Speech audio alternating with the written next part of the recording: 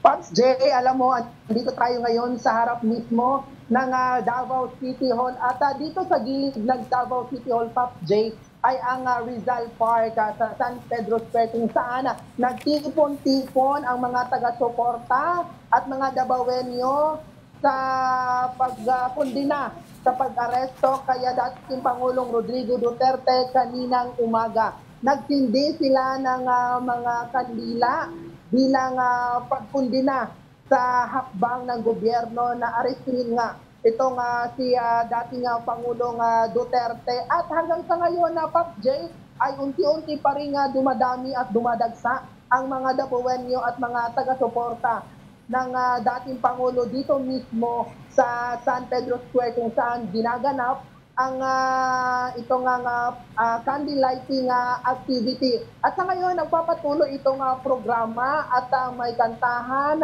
may prayer din ang nagaganap dito, Pop J. At anumang oras ngayong hapon or mamayang gabi ay inaasahang dadalo or sasabak dito sa pagtitipon itong si Davao City Mayor Sebastian Duterte at maging si First District Congressman Paulo Pulong Duterte. Sa ngayon, batay sarado ng otoridad. Nandito nakikita natin ngayon sa paligid itong ang mga Davao personahe ng PNP at maging ng kasundaluhan para magbantay sa seguridad sa pagtitipon dito sa lungsod.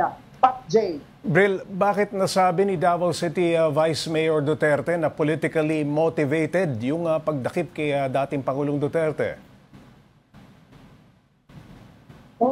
Kanina nga ay nakausap natin itong si Davao City Vice Mayor Melchor Kitain Jr. At sabi niya, konektado daw itong pag-aresto kay former President Rodrigo Duterte sa hakbang ng administrasyong Duterte na mapa-wipe out itong pamilya Duterte, ang ng mga Duterte sa politiko ng bansa. At ayon nga sa kanya, tama nga dyan, sabi niya kanina na almost politically motivated itong nangyaring panggigipit ngayon kay former President Rodrigo Duterte at maging kay Vice President Sara Duterte at sa pamilya Duterte. Pop J. Bril, ano ang reaksyon ng mga supporters ng mga Duterte dyan sa Davao doon sa impormasyon na idediretso sa Netherlands ang dating Pangulo?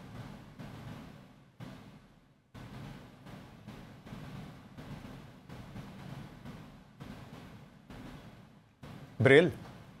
Alam mo, Pop J, medyo mawala-wala. Okay. Putol yung signal, Pop J. Pati ulit, Okay. Pop J. Bril, ano ang reaksyon ng mga supporters ng pamilya Duterte dyan sa Davao nung hinggil dito sa report na ididiretso sa Netherlands ang dating Pangulo?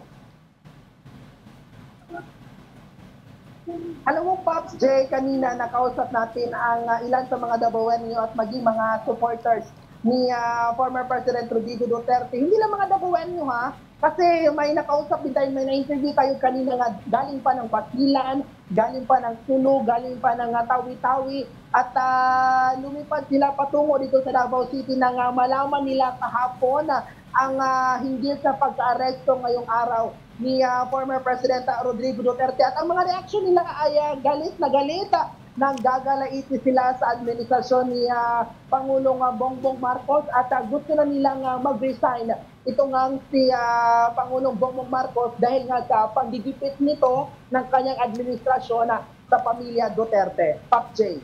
Bril, may impormasyon na ba tayo kung ano magiging programa ngayong hapon hanggang sa paggabi, no? Diyan mismo sa kung nasaan ka?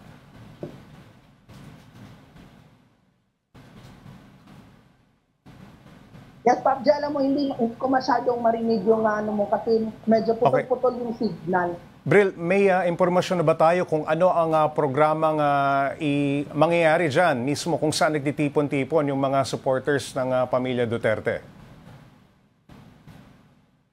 Ano mo, Pops J, nag-umpisa itong candle lighting program kaninang umaga matapos nga ang sesyon ng mga city councilors dito sa Davao City kaninang around 9 a.m. At pagkatapos ng kanilang session ay nag-usap-usap sila at nagplano sila na magsagawa ng candle lighting ceremony at hindi na inaasahan na naman media ay kinover ng mga media dito at nakita ng mga Davaoenyo at ayun, pumunta na dito ang mga Davaoenyo dito sa Rizal Park, sa San Pedro Square at maging ang mga kapitan ng iba't ibang barangay dito sa Davao City ay andito din nakilahok sa nasabing pagtitipon at maging mga empleyado ng Davao City Hall. Pop J.